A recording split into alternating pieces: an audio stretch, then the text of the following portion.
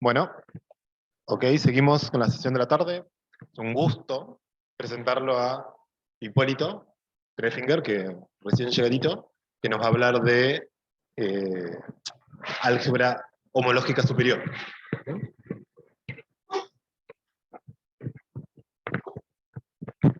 Bueno, muchas gracias. Muchas gracias, Mariano, por la presentación. Muchas gracias a los organizadores por invitarme. Creo que es la primera vez que voy a dar una charla presencial en Argentina. Haber terminado el doctorado. La verdad estoy muy contento de poder hablar en Argentina de vuelta.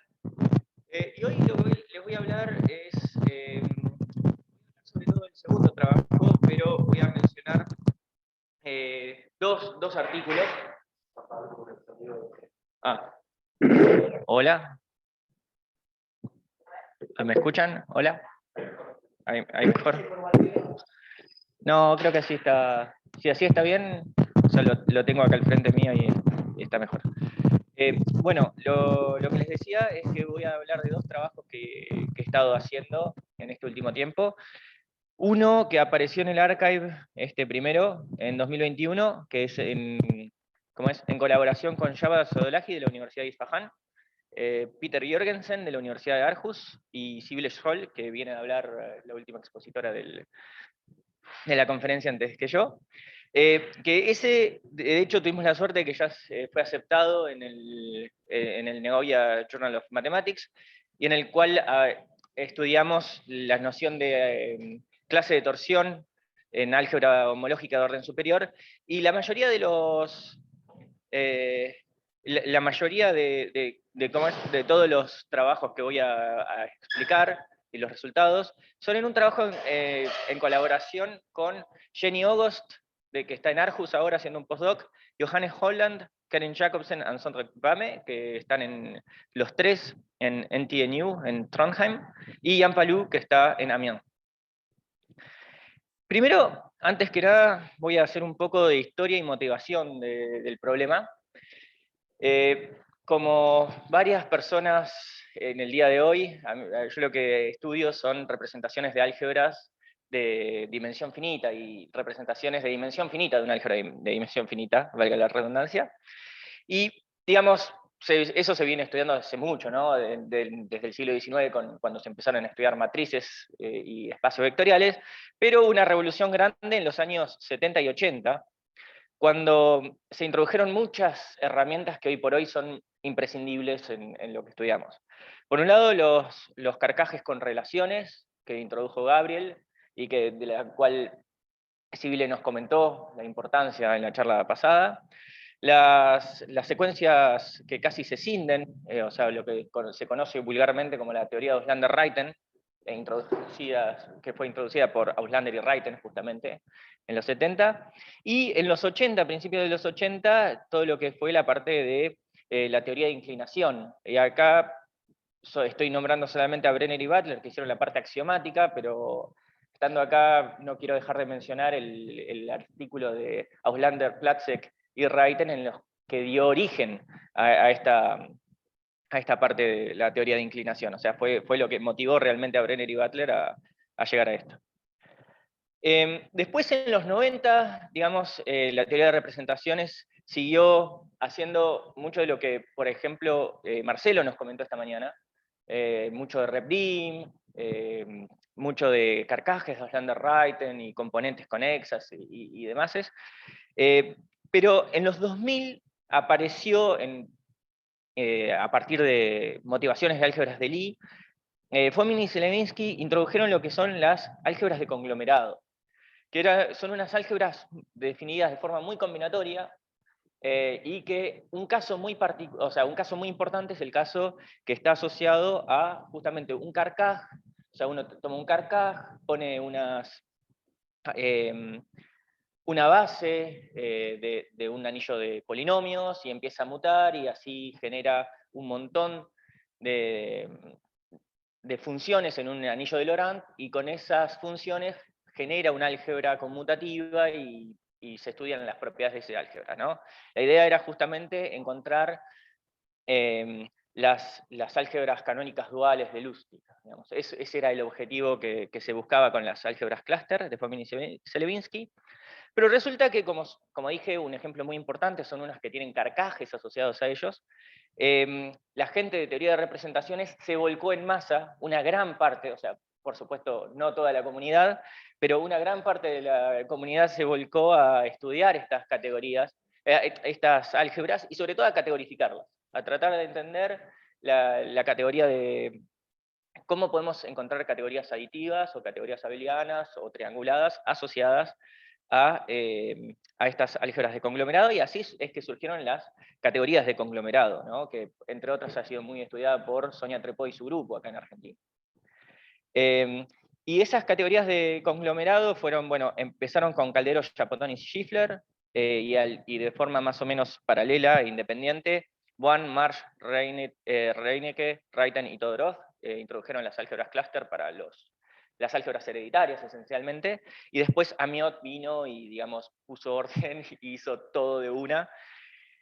Y ahí, digamos, una de las grandes cosas que ganó la teoría de representación es a ver dos tipos de comportamientos que hasta ese entonces, digamos, pasaban un poco desapercibidos o no se le daba tanta importancia, a saber, la noción de mutaciones dentro ¿cómo es? Dentro de la teoría de diferentes teorías, como la teoría de inclinación, de la cual solamente había un paper de Happel y Unger, en el cual hablaban de completaciones de módulos inclinantes casi completos y demás, pero, digamos, no tenía un peso central dentro de lo que era la comunidad. Y también aparecieron cosas,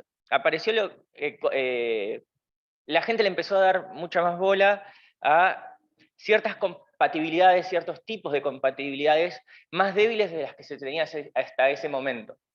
Porque, por ejemplo, cuando se habla de módulos inclinantes en la teoría de inclinación, se pide, por ejemplo, que son módulos que no tienen, supongamos, básicos, pero que no tienen ningún tipo de ext entre ellos, ¿no? En general, ni ext1 y ningún ext. Y eso es extremadamente fuerte. Entonces, en general, eso cuando ya te vas a las categorías trianguladas, si querés tener un objeto inclinante, está bien, tienen una ventaja hermosa, y es que ese objeto inclinante te da una equivalencia de categorías derivadas, categorías trianguladas, pero el problema es que hay muy pocos en general, o sea, son muy difíciles de encontrar. Y entonces, por ejemplo, se introdujo algo que yo voy a mencionar, pero solamente de forma tangencial. Lo introdujeron por otras razones, pero Bosick y Keller introdujeron la noción de objeto silting, o sea, cambiaron la T por una S en tilting, en las cuales le pedían solamente la mitad solamente la mitad de los X se anulen, o sea, los X positivos. Entonces, y eso resulta que vino a ayudar a categorificar mucho mejor las categorías de conglomerado que lo que se sabía de las categorías que con los objetos tilting en sí mismo, ¿no? Entonces, la gente empezó a estudiar otro tipo de generalizaciones de estas teorías tan clásicas, y así surgieron dos cosas, que son las dos cosas que quiero tratar de convencerlos que se pueden juntar hoy por hoy, y que son, por un lado, la teoría de Tau-inclinación de Adachi, Yama y Reiten, que apareció en el Archive en 2012, y publicado en 2014, y ¿cómo es? El álgebra homológica de orden superior, que fue introducida por Iyama en 2008, que en realidad esto, yo quiero mencionarlo y lo voy a explicar un poco mejor más adelante, es una historia muy paralela, es una historia paralela a lo que nos vino contando Marcelo esta mañana. O sea, está muy ligada a la cuestión del repdim de un álgebra, por ejemplo, ¿no? O sea, en realidad Iyama, cuando introdujo el álgebra homológica de orden superior, lo que hizo fue generalizar el teorema que nos mostró hoy Marcelo, que decía que un álgebra es de tipo de representación finita si solamente si el repdim es menor o igual que 2, un teorema primo, o creo que sí, incluso el mismo teorema, es si solamente si, o sea que hay una biyección entre álgebras de tipo de representación finita y álgebras que tienen dimensión global menor o igual que 2 y dimensión dominante al menos 2.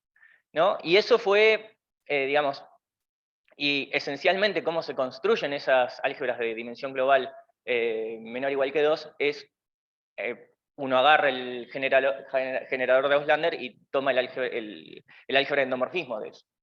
Entonces, lo que hizo IAMA fue hacer un teorema, en realidad, para todo n. Dijo, bueno, lo que hizo Auslander es n igual a 1, pero si queremos hacer algo para todo n, en realidad tenemos que restringirnos, y lo que hizo fue definir lo que yo les voy a decir más adelante, una categoría D inclinada de conglomerado, pero a mí me gusta más decir que es ortogonal maximal. Y ya vamos a ver, que es el nombre inicial que le dio IAMA, pero después en la comunidad, digamos, como que se fue por otro lado. Así que, bueno, de vuelta, lo que quiero hacer hoy es juntar estas dos cosas. Pero para juntar estas dos cosas, primero les voy a contar algo de esto, que es lo que yo un poco más domino, que es sobre lo que hice mi doctorado, esencialmente. Pero también les tengo que contar dónde estoy trabajando, o sea, para poner un poco de seriedad a toda esta palabrería. Para mí K es un cuerpo. En realidad puedo trabajar con cualquier álgebra de Artin, pero para hacer las cosas más fáciles voy a suponer que tengo una álgebra de dimensión finita sobre un cuerpo. Y la categoría que a mí me gusta son la categoría de módulos a derecha, finitamente generados sobre estos álgebras. Y Tao, de la teoría de Tao de inclinación, tiene que ver con la traslación de Auslander-Reiten. Que para aquellos que no estén familiarizados con esto, en realidad lo que hace es una función, no es un funtor, es un funtor, digamos, en ciertas categorías estables. Primero uno tiene que hacer una estabilidad por los inyectivos y después por los proyectivos.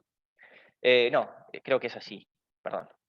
De los proyectivos hacia los inyectivos, pero que a nivel de la categoría de módulos en sí misma, nos da una función que nos manda un indescomponible en un indescomponible, y tienen muchas propiedades muy bonitas. O sea, es como que las extensiones entre estas dos cosas, de hecho, están en el zócalo, y de hecho, bueno, no importa, no voy a desarrollar la teoría de Auslander-Reiten acá, pero sí, es algo muy interesante.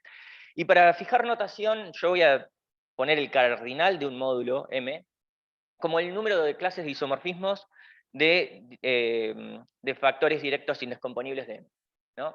Por ejemplo, si mi álgebra es básica, yo la voy a poder escribir como la suma directa de los PI indescomponibles, ¿no? Que son 2 a 2 no isomorfos. Entonces, como tengo n PIs, esto quiere decir que tengo el cardinal de A es n, y que si estamos trabajando, si A es, la pienso como un álgebra de un carcaj con relaciones, es ni más ni menos que la cantidad de vértices que tengo en mi carcaj, ¿no? Esa es la idea. Y la forma que vamos a entreverar el álgebra homológica de orden superior con la teoría de Tao de inclinación es a través de las clases de torsión. Las clases de torsión y los pares de torsión. Pero, o sea, para hablar de clases de torsión tengo que hablar de pares de torsión. Entonces, luego en la charla que viene, Parra nos va a hablar de pares de torsión mucho más grandes. Yo me estoy, o sea, por eso hago la definición para las categorías abelianas, pero yo me voy a dedicar solamente a las categorías de módulos. Un par de torsión es un par de subcategorías dentro de una categoría abeliana A, tales que no hay morfismos desde la parte de torsión a la parte libre de torsión, y además todo objeto en la categoría lo puedo escribir como una sucesión exacta corta de un objeto libre de torsión por un objeto de torsión.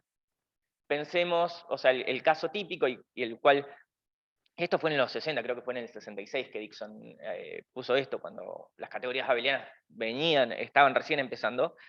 La idea y el ejemplo básico son los grupos abelianos de rango finito.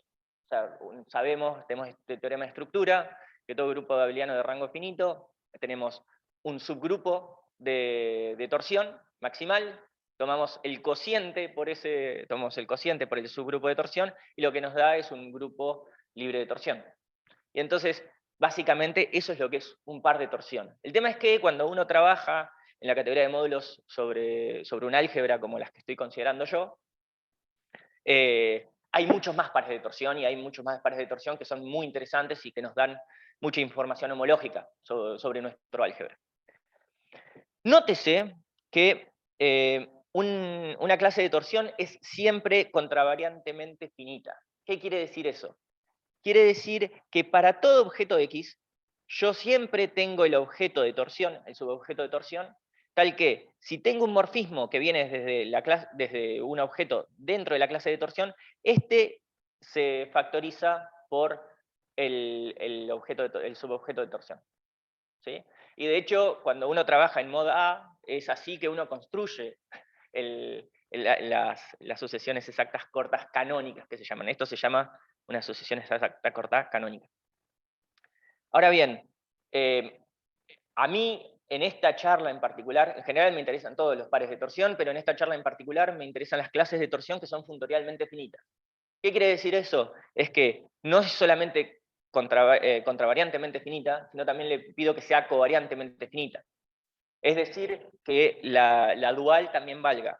Que cada vez que yo tengo un mapa, o sea, yo le pido que para todo objeto en mi categoría abeliana, yo voy a tener un objeto distinguido T de X y un morfismo P que me va de X a T de X, tal es que si yo tengo un morfismo desde X a cualquier T' en la clase de torsión, este se factorice por P. Y esas son las clases de torsión que a mí me interesan. Ahora bien, ¿por qué me interesan esas? Bien, porque esas son las que están descritas con la teoría de Tau-inclinación. Y ahora voy a dar un poco los resultados que vinieron. La teoría de Tau-inclinación, como dije en la introducción, fue introducida por Adachi, Yama y Reiten en el 2012, y las definiciones básicas son las siguientes. Tomemos T un módulo cualquiera, y P un proyectivo en mi categoría de módulos. Nosotros sabemos que siempre tenemos proyectivos en las categorías de módulos, porque estas categorías son muy lindas, se comportan muy, muy bien.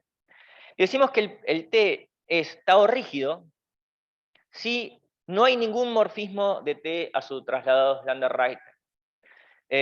¿Por qué uno dice que es tau rígido?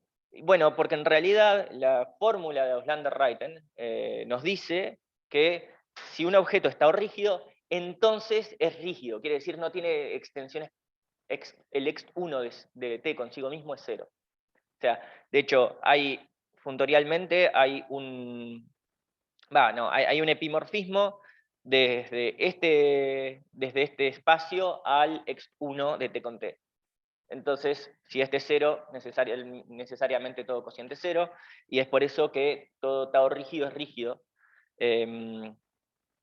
y la inversa en general no vale. La inversa en general no vale. Ahora bien, un par, o sea, ¿y por qué a mí me importan realmente los pares tau rígidos?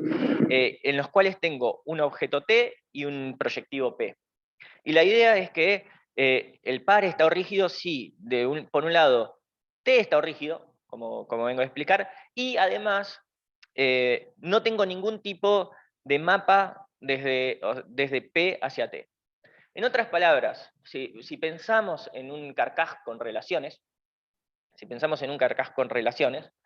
lo que podemos encontrar es que tenemos una cantidad, o sea, mi objeto T es un objeto que, como representación del carcaj, va a tener espacios vectoriales en cada uno de los vértices, y lo que me está indicando P, al no tener ningún tipo de morfismo desde P hacia T, quiere decir que en esos puntos, en los puntos correspondientes a este proyectivo que estoy tomando, el espacio vectorial que tengo es igual a 0.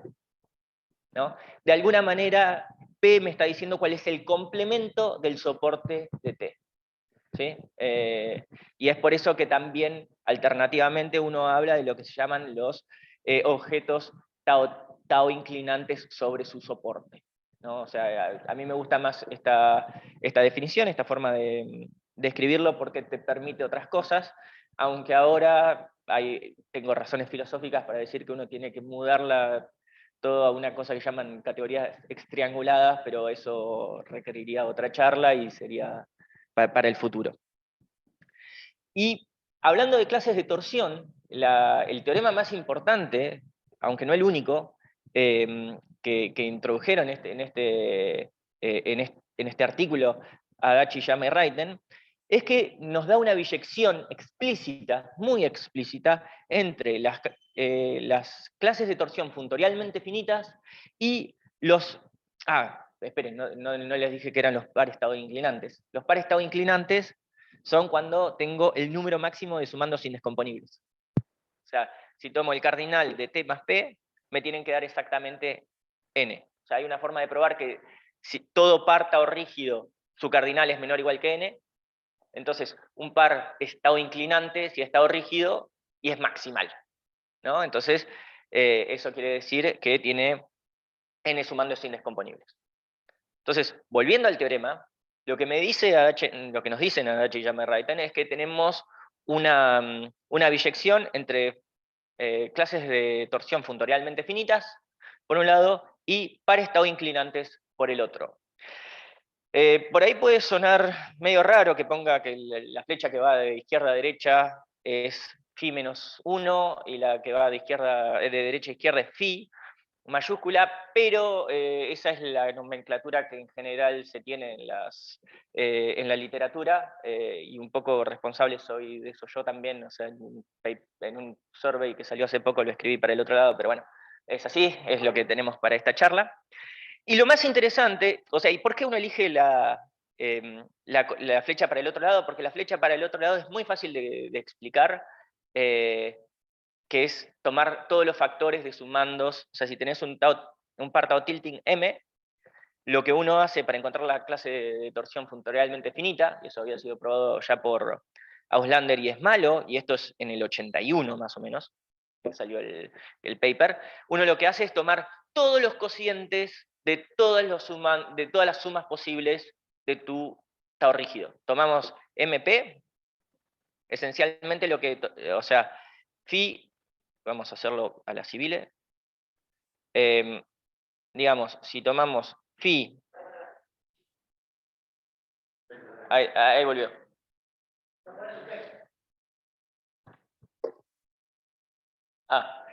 Si tomamos phi de MP,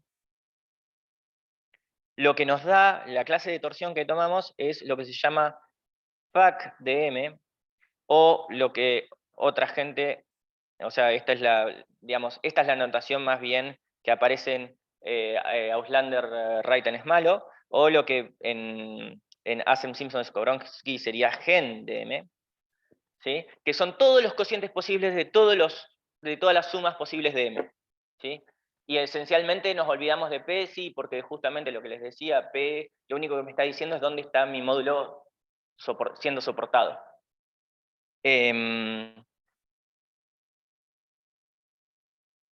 Y entonces esta forma, como es tan concisa y tan fácil de explicar, es por eso que uno siempre habla de la biyección usando phi. Pero la otra forma, la vuelta, phi menos 1, es también una función muy linda, y que en particular va a ser muy interesante para nosotros, y que va de la forma siguiente. Supongamos que tenemos acá una clase de torsión T, ¿sí? Que es funtorialmente finita. Entonces queremos encontrar un par T sub T y P sub T asociada a esta clase de torsión funtorialmente finita. Bueno, ¿cómo buscamos T sub T? Dijimos, es funtorialmente finita, todo el mundo tiene todo objeto en la categoría de módulos va a tener una aproximación a izquierda, y esta aproximación a izquierda, en este caso, tomamos el álgebra entera. El álgebra entera genera toda la categoría de módulos, o sea, todo objeto es cociente de proyectivos. Y entonces tomamos esa aproximación y resulta que después agarramos ese mapa, tomamos el cokernel de esto, y la suma de estos dos objetos, uno puede probar, y eso es lo que hicieron Auslander y Smalo en el 81, que es tau rígido, es un objeto tau rígido. Pero en aquel momento, digamos, lo dejaron ahí porque lo que estaban buscando justamente eran equivalencias derivadas, y las equivalencias derivadas necesitas que la cantidad de sumandos indescomponibles se mantenga estable, ¿no? Entonces, si tenés menos sumandos indescomponibles que n, si esta parte t tiene menos sumandos indescomponibles que n, su álgebra de endomorfismos no va a ser isomorfa porque su grupo de Grothendieck de ya va a ser, ya va a ser más chico, ¿no? Entonces lo dejaron ahí, pero Adachiyama y Raiten se dieron cuenta, bueno, si le agregamos el proyectivo, si le agregamos todos, esencialmente, si le agregamos acá todos los proyectivos que se me fueron a cero, que la aproximación esta es cero, ¿sí? Que eso es lo que nos dice esto de acá, entonces lo que obtenemos es justamente un par tau inclinante. Lo cual te da un montón de dominio de las sobre estas clases de torsión. Te da muchísimo juego y te permite hacer muchísimas cosas. Y una de las cosas más interesantes que tienen es que, y esto también fue un teorema de Adachiyama y Raiten, fue que todos estos pares tau inclinantes nos dan un objeto silting a dos términos. O sea, lo que hacemos es tomar esencialmente la presentación proyectiva de este muchacho, y eso nos da un objeto silting, como les decía, que genera, o sea, que es un objeto que genera toda la categoría triangulada, o sea, la categoría triangulada más chica que lo contiene es la categoría triangulada entera, y además, lo que habían probado también Keller y Bosick, creo que eso fue Keller solo, es que los objetos silting te inducen eh, eh, equivalencias derivadas, pero de módulos graduados, o sea, de álgebras graduadas. Si uno toma el álgebra de endomorfismos graduada de un objeto silting y toma la categoría derivada de módulos graduados sobre ese álgebra graduada, entonces ahí sí estamos teniendo equivalencias derivadas, pero no con todo lo que está, digamos, en homología cero, que es lo que uno usualmente hace cuando estudia este tipo de cosas. Y entonces eso nos dice que justamente acá es lo que quería venir, lo que les decía hoy, es que en realidad uno, para hablar de teoría de tau de inclinación, creo uno va a tener que empezar a estudiar mucho K-10 de Proj A, que es una categoría que tiene una estructura que se llama X-triangulada, recientemente introducida por Palou y Nakaoka, y que ahí viven los G-vectores, que son unos vectores que a mí me encantan, y bueno, o sea, es muy bueno, digamos, las categorías X-trianguladas es algo que está explotando en este momento. Pero bueno, yo lo que les decía es que quiero hablar de ver cómo la tau de inclinación se relaciona con el álgebra homológica de orden superior. Entonces, para hablar del álgebra homológica de orden superior, voy a tener que definir qué es una categoría de inclinante de conglomerado de cluster tilting, o que lo que es de ortogonal maximal. Que lo que tiene es una subcategoría que es funtorialmente finita, y esto va a ser importante, o es una propiedad que voy a usar en el futuro de la charla, que es generadora y cogeneradora, o sea, todo objeto es un cociente y es un subobjeto de sumas de objetos acá, y tal que es maximal para las extensiones entre i, todos los x y. Si yo tengo un objeto x, tal es que x contra cualquier objeto de m, el xy es 0 para todo y entre 1 y d-1, entonces x necesariamente tiene que estar en m. Esta es la definición de un lado y del otro. O sea, lo que me dice es que no tengo ningún tipo de extensión más chiquita que d, ¿sí? Y que es maximal con respecto a esta propiedad. Y entonces esta es la categoría que Iyama nos dijo, fíjense en esa categoría y tomamos, y entonces hay una biyección entre álgebras que tienen una dimensión, dimensión global menor o igual que D más 1, una dimensión dominante por lo menos D más 1, y las álgebras que tienen una categoría D ortogonal maximal, ¿sí? con una cantidad finita de sumandos indescomponibles, de objetos indescomponibles. ¿Y cómo se hace? Bueno, tomamos esta categoría finita, o sea, esta cantidad finita de sumandos, los sumamos todos, tomamos el álgebra de endomorfismos, y ese es exactamente el álgebra que estamos buscando. Entonces, esto es de alguna manera una especie de generalización de las RepDim. El grave problema que tiene esto es que, en general, si uno quiere estudiar álgebra homológica de orden superior, es que no es ubicua, o sea, no la encontramos por todos lados. Si ustedes me dan un álgebra aleatoria, lo más probable es que ese álgebra no tenga ningún tipo de categoría de inclinante de conglomerado adentro. Digamos. Ese es uno de los problemas que tiene esta cosa. Una de las, bueno, la segunda parte, esta remark B, es bastante directa del hecho de que es generadora y cogeneradora, entonces los proyectivos tienen que estar ahí adentro y los inyectivos tienen que estar ahí adentro. Pero además, las sucesiones exactas más chiquitas que no se cinden tienen D más 2 términos, D más 2 objetos, son así.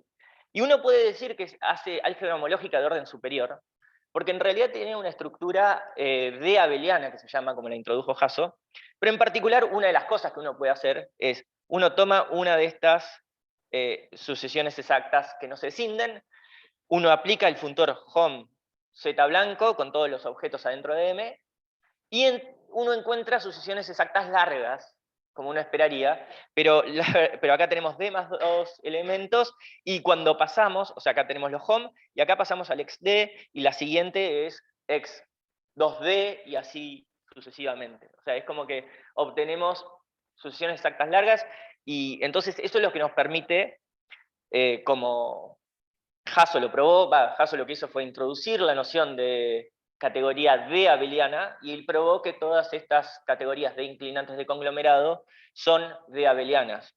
Entre otras cosas, que lo que nos dice es que vamos en estas categorías a tener D kernels y D cokernels. O sea, para todo morfismo vamos a tener una especie de cokernel, pero que tiene D morfismos que lo siguen, ¿no? Además tenemos que en este caso vos tenés este morfismo acá, bueno, toda esta parte tiene que ser un decokernel de esto, y para este morfismo de acá, todo esto de acá es un decokernel de esto. El problema es que ya no son únicos a menos de homotopía, entonces uno para hacer álgebra homológica tiene que amacarse un poco más. Entonces, pero estamos hablando, yo les dije, la definición de categoría abeliana nos llevaba, o sea, en las categorías abelianas teníamos clases de torsión, en las categorías de abelianas, Peter Jorgensen introdujo la noción de clase de detorsión, ¿no? La clase de detorsión es una subcategoría de M, ¿sí?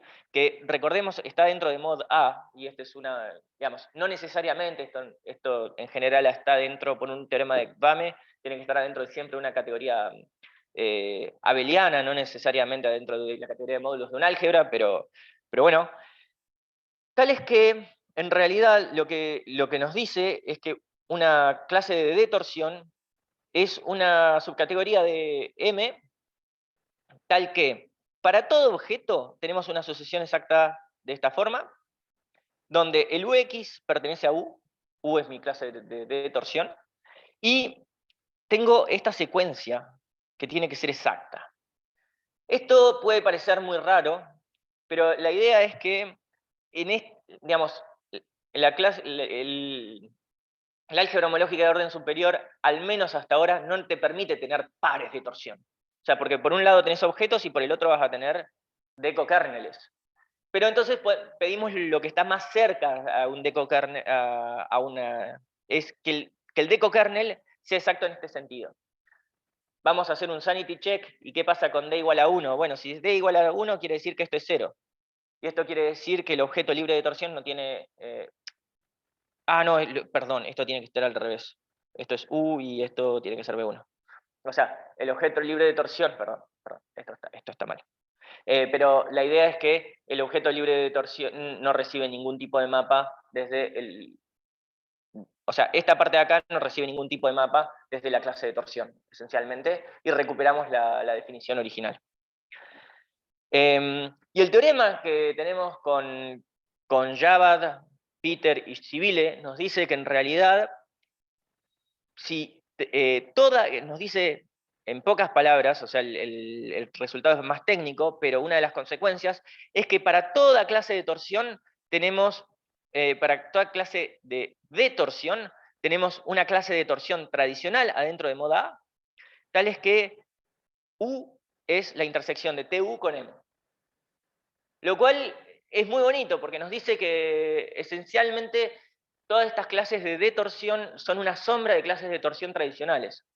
Y esto va a ser fundamental para lo que sigue. Y además, digamos, esto nos produce un mapa desde las clases de detorsión a las clases de torsión, y este mapa es inyectivo, lo cual todo funciona muy bien. Entonces, ahora lo que quiero contarles es qué pasa con la teoría de tau-inclinación de orden superior. Nosotros no somos los primeros que tratamos de hacerlo, pero mucha gente ha estado tratando de estudiar esto y los resultados son bastante parciales, o sea, porque realmente, como nos dijeron esta mañana, es muy difícil encontrar los verdaderos axiomas cuando uno quiere generalizar algo para encontrar los verdaderos teoremas. Nosotros en este trabajo estamos muy contentos porque estamos encontrando cosas hermosas, como van a ver ahora. Entonces, lo primero es que uno puede definir una traslación de Auslander-Reiten de orden superior, y lo que hace es un poco hacer trampa, es uno toma la sisigia, la D-1 sisigia, y después toma la traslación de Auslander-Reiten tradicional de la D-1 sisigia del objeto X. ¿Sí?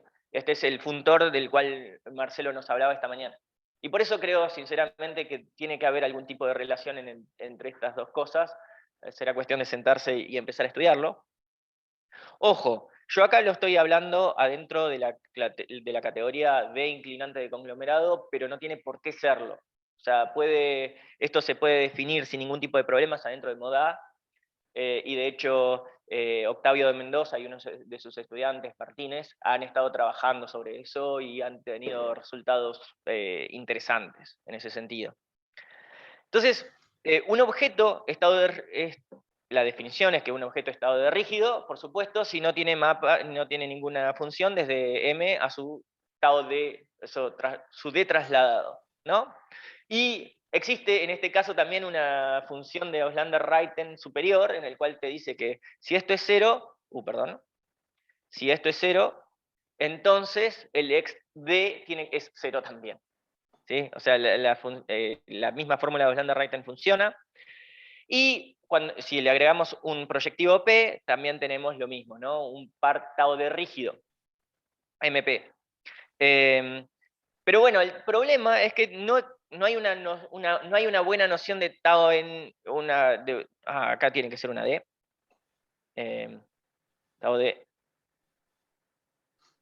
No hay todavía una noción interesante de par tau de inclinante, porque en general muchas de las propiedades que uno esperaría encontrar de los pares tau inclinantes no aparecen. Hasta ahora, nosotros estamos proponiendo una forma de hacerlo, y son aquellos que están asociados justamente a las clases de torsión funtorialmente finitas. Porque nosotros, uno de nuestros teoremas principales nos dice lo siguiente, que tenemos ahora ya no una biyección, ojo, porque el tema es que el hecho de ser tau de rígido es muy laxo, o sea, muchas cosas, o sea, el D trasladado de Auslander-Reiten en el carcaj de Auslander-Reiten está muy lejos, entonces muchas cosas pueden ser tau de rígidas, pero eso no se transforma en ninguna información homológica. Sin embargo, nosotros tenemos un mapa inyectivo que para cada clase funtorialmente finita de detorsión encontramos un par tau de rígido, y que además tienen propiedades muy lindas. La primera es que la cantidad de sumandos indescomponibles es exactamente la que nos esperamos, es n. Y otra cosa es que cada uno de estos pares tau de rígidos nos induce un objeto silting en la categoría KB-Proj de A. Lo cual eso nos da, digamos, nos dice además que son maximales. Una de las cosas que por ejemplo, y esto creo que es, de hecho, una consecuencia de la teoría, de la conjetura finitista, una cosa es pre-silting si cumple este xi que es igual a 0. Si tenés un pre-silting con la cantidad, o sea, si tenés un tilting con la cantidad adecuada de sumandos directos, se sabe que es necesariamente tilting. Pero si tenés un pre-silting con la cantidad indicada de sumandos directos, no es conocido, no se sabe si eso implica que sea silting o no. Lo cual es bastante complicado, y de hecho esta parte de que la prueba apareció la semana pasada, estamos muy contentos, y por lo cual creemos que ahora sí, finalmente, ya tenemos cerrado toda la parte matemática. pero estamos mostrando que obtenemos realmente objetos silting en la categoría KBProj asociada a, lo cual es un resultado muy interesante, porque en general uno puede encontrar que es pre-silting, es muy fácil probar que es pre-silting, pero que silting va por otro lado. Y acá en esta prueba usamos fuertemente el hecho de que tenemos una clase de torsión. O sea, todo, aunque no parezca acá, en realidad el resultado que tuvimos con Java, Peter y Civile es fundamental para probar todo eso. Y la construcción que tenemos de los pares tau de rígidos es exactamente la misma, exactamente entre comillas, que teníamos para los pares tau inclinantes. Esencialmente tenemos una clase de función funtorialmente finita, entonces existe una aproximación, y ahora como estamos en una categoría de abeliana, lo que tenemos es un decokernel, y entonces agarramos y sumamos todos estos objetos acá, y eso es exactamente lo que estamos buscando. Bueno, a menos de repeticiones de sumandos directos, ¿no? Pero, digamos, el generador aditivo de esta categoría está acá, y es ese el tau de rígido. Uno puede probar que es tau de rígido, y después el proyectivo es exactamente el proyectivo que nos hubiéramos imaginado. Ahora, como les decía, recordemos que toda categoría de tau de rígida, de categoría clase de tau de torsión, clase de detorsión, perdón, es la intersección de una clase de torsión con la categoría de inclinante de conglomerado. Entonces, una cosa que nos queda, o sea, que no estamos del todo contentos, es que uno puede probar que si T es funtorialmente finita y M es funtorialmente finita, entonces U es funtorialmente finita. ¿Sí? Esto es muy fácil de probar. La inversa no nos salió. Sinceramente no nos salió. Creemos que sí. Y entonces, usando eso, también esto es con los mismos autores. Déjenme agregar eso. Esto es con los mismos autores, Ogos, Holland, Jacobsen, Vame y Palou. Probamos que existe un diagrama conmutativo de la forma siguiente. Uno empieza con una clase de torsión funtorialmente finita. Uno puede tomar φ-1 y encontrarse un par tau inclinante. ¿Sí? Y después, por el otro lado, uno puede hacer la intersección con M. Vamos a ponerle M acá. La intersección con M, y encontramos una clase de detorsión funtorialmente finita. Tomamos φ-1d y nos encontramos con un tau de rígido. Bueno, ¿cómo en realidad podemos cerrar esto y hacer un diagrama conmutativo? Obteniendo la aproximación o sea, ¿cómo? Y esto es lo que les decía antes. M, esta M de acá, es funtorialmente finita, admite aproximaciones a izquierda hacia derecha, y son relativamente siempre monomorfismos y epimorfismos, porque son generadores y cogeneradoras. Entonces, lo que uno obtiene en realidad es que la construcción para hacer este diagrama conmutativo de acá es exactamente la misma. Uno agarra, toma todos los proyectivos, el álgebra como módulo sobre sí misma, toma la aproximación, resulta que coincide la aproximación a la clase de torsión y a la clase de detorsión, el objeto es el mismo. Entonces, la construcción de Auslander y Esmalo es: tomás el cokernel y te da 0. Pero bueno, este objeto está en mod A. Entonces este objeto de mod A lo podemos aproximar a la categoría M, pero nosotros probamos que en realidad lo aproximamos siempre a todo este decokernel. Este es exactamente el decokernel de esto. Todos estos objetos siempre están U, y entonces esencialmente este mapa se factoriza por este cokernel. Entonces estamos obteniendo exactamente la misma construcción y los proyectivos son los mismos. Y es así que obtenemos finalmente que todo se da de forma muy natural. Esencialmente, y esto es bastante novedoso en el sentido de que hasta ahora, como les decía, todos los resultados han sido bastante parciales, por lo cual estamos muy contentos de que en estos resultados lo único que estamos haciendo es meter los D en los lugares adecuados, y todos los resultados están cerrando muy bien. Bueno, eso es lo que les quería decir. Les agradezco mucho y les debo lo del ejemplo porque... Perdón. Gracias.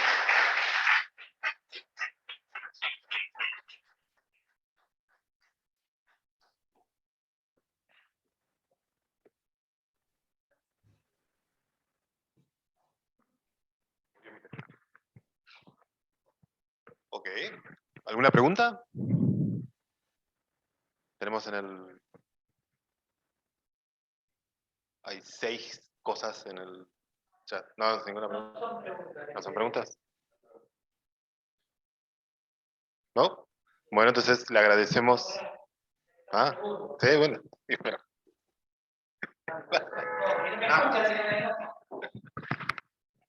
Una pregunta, de acuerdo a lo que estuviste contando. Dijiste que generalizaron los resultados de tau inclinación a tau de inclinación, pero supongo que no es trivial, no es que pasen una... No es poner D, claro, o hacer más... Digo, porque lo que me chocó primero es que vos tenés torsion pairs, ¿no? Pero si extendés las sucesiones, me imaginé que ibas a tener una sucesión, no un par de algo. Claro, o sea, en realidad, bueno, para que se den una idea, existen por lo menos 4 definiciones distintas de pares de torsión en álgebra de orden superior, en álgebra homológica de orden superior. O sea, y nosotros tomamos una que es la más reciente. Y es la que está dando mejores resultados, digamos. O sea, mucha gente, por ejemplo, hubo gente que dijo, bueno, para ir a D, en realidad lo que tenemos que hacer no son pares, sino es D más 1 tuplas, o si no pueden ser, por ejemplo, otros decían, son pares, pero en realidad le pedimos al principio y al final solamente, y al medio es un quilombo. O sea, es como que hay mucha definición. O sea, desde que Iyama introdujo esta noción de, o sea, estas de inclinantes de conglomerado, y que Hasso se dio cuenta que tienen una estructura de abeliana, lo que él llamó de abeliana, todo el mundo estaba generalizando de forma distinta estas cosas, pero como digo, cada vez que tomaban algo decían, bueno, existe un mapa, y los resultados eran muy parciales y era como muy ad hoc, y entonces es como, y te digo, hay mucho, entonces nosotros estamos muy contentos porque, digamos, pudimos pegarle exactamente, o sea, Jorgensen le pegó a lo que era la categoría de torsión, a lo que es la clase de torsión, y lo que hizo, para eso se olvidó de la existencia del par. O sea, porque ahora es como que la clase libre de torsión es un conjunto de decokernels que funciona, que está... Pero bueno, no se sabe. Por ejemplo, nuestro teorema te dice que la clase de D torsión es la intersección de una clase de torsión con M. Entonces no se sabe, por ejemplo, qué pasa con la intersección de la clase libre de torsión, porque la clase libre de torsión la tenés. Pero la clase libre de torsión con M, ¿qué te da? O sea, y entonces, bueno, todas esas cosas son cosas que siguen viéndose, se están tratando de estudiar. Y bueno, no, o sea, por ejemplo, para probar esto, que esto de acá justamente te da, bueno, en cualquiera de las dos, pero que esto es estado de rígido, hay que amacarse. O sea, porque es en sí, tenés que ver cuáles son las tradicionales. Por mucho tiempo supimos, como te decía, que,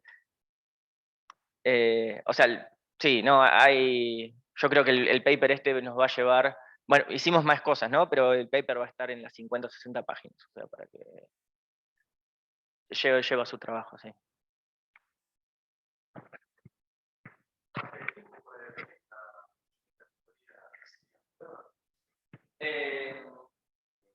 Pues, ¿A qué hora tiene que terminar? ah, Obligatoriamente. ¿tiene que arrancar y 10 el otro? Sí. Pero podemos hablar. Vamos después, sí, mejor. Vale. Bueno, entonces le agradecemos a Hipólito. Es un ejemplo, así que el agradecimiento es parcial, pero